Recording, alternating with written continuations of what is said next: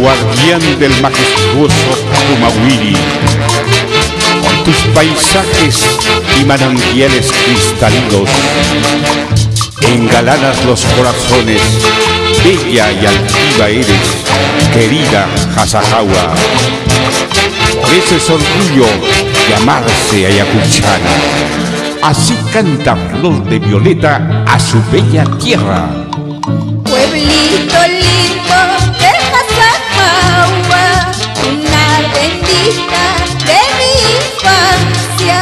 Contigo comparto muchos recuerdos, te llevo presente en mi memoria.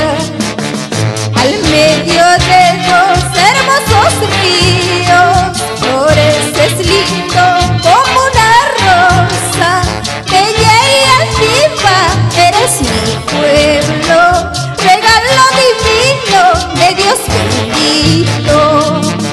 Y llegamos a Hasajawa, Claudio Yantoy esposa, Flor Huarcaya.